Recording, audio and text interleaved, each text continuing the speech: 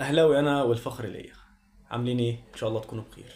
طبعا اغلب الاهلاويه مبسوطين النهارده، والفرحه مش سايعانا كلنا، والله العظيم مش سايعانا كلنا. احنا هنقيم اللعيبه بتاعتنا كلها، ال 11 راجل اللي كانوا في الملعب هنقيمهم. ولو انت شايف تقييم احلى من تقييمي اكتبه في التعليقات. بالنسبه لحارس المرمى محمد الشناوي او القائد محمد الشناوي، تقييمي لمحمد الشناوي 8 من 10.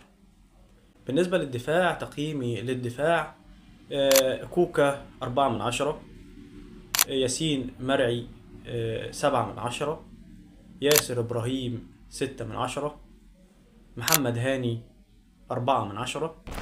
هنقيم خط الوسط. بالنسبة لمحمد علي بن رمضان تقييمي ليه 6 من 10، تقييمي لمروان 4 من 10، تقييمي تريزيجيه 5 من 10، تقييمي بالنسبة للهجوم، تقييمي لمحمد شريف 5 من 10، تقييمي للطاهر 6 من 10.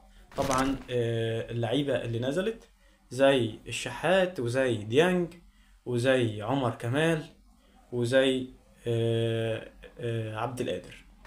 بالنسبة للشحات تقييمي ليه 9 من 10.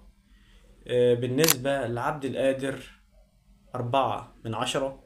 بالنسبة لعمر كمال عبد الواحد 3 من 10، وضيع هجمة أو ضيع جول مؤكد 100%.